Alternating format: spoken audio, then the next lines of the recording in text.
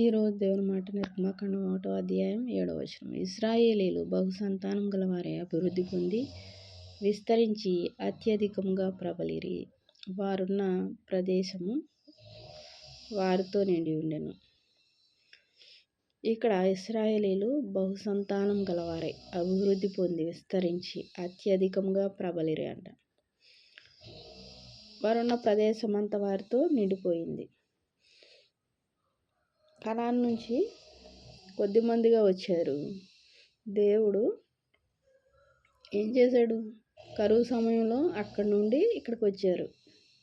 యోసేపు ఐగుప్తులో ఉన్నాడు. యోసేపు తన తండ్రిని తన అన్నదమ్ములందరినీ పిలిచాడు. మీరు ఇక్కడ క్షేమంగా సుఖంగా ఉందరు, నేను పోషిస్తాను రండి అని పిలవడం జరిగింది. వారెంతో సంతోష సమాధానాలు కలిగి వచ్చారు. అయితే ఫరో, యోసేపు ఇదంతా నీ చేతిలోనే ఉంది కదా రాజ్యం, నీ కుటుంబం వారికి ఏది మంచిదో అది నీకు తెలుసు, వారికి ఆ ప్రదేశాన్ని అనుగ్రహించన్నప్పుడు యోసేపు మంచి ప్రదేశంలో తన కుటుంబాన్ని ఉంచాడు. వారు రోజు రోజుకి అభివృద్ధి చెందుతున్నారు. బహుసంతానం గల వారి అభివృద్ధి పొంది విస్తరించి అత్యధికంగా ప్రబలిరి. వారున్న ప్రదేశం అంతా వారితో నిండిపోయిందంట.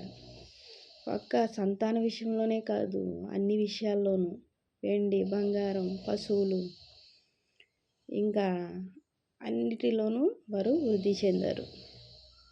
మరి దేవుని బిడ్డలైన వారు ఎక్కడున్నప్పటికీ దేవుడు వృద్ధి కలుగు చేస్తాడు.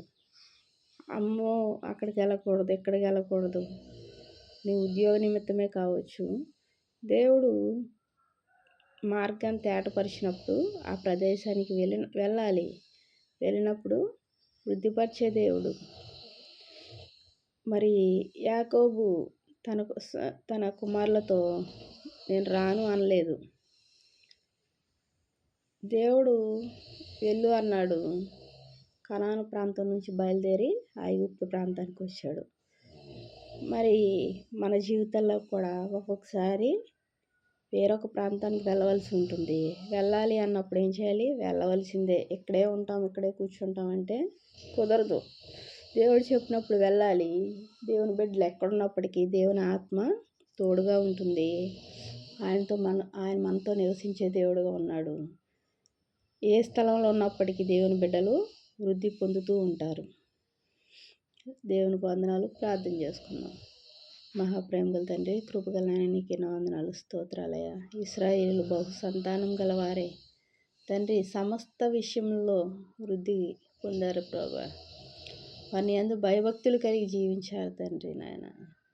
ఎప్పుడైతే నీ యందు భయం భక్తి కలిగి జీవించారో వారిని వృద్ధి బాటలో పయనింపజేసావయ్యా. మేము కూడా ప్రభా నాయన నీ యందు భయభక్తులు కలిగి మా జీవితాలను వృద్ధిపరుచుకునే కృపను మాకు అనుగ్రహించండి. వాక్యం వింటున్న ప్రతి ఒక్కరిని ఆశీర్వదించండి. కృపగల దేవానికి ఎన్నో వందనాలు, స్తోత్రాలు చెల్లించుకుంటున్నా ప్రభుని ప్రియ రక్షకుడు అయిన యేసుక్రీస్తు వారి నామంలో అతి వినయంగా బ్రతిమలాడి వేడుకుంటున్నాను తండ్రి. ఆమేన్. Praise lord.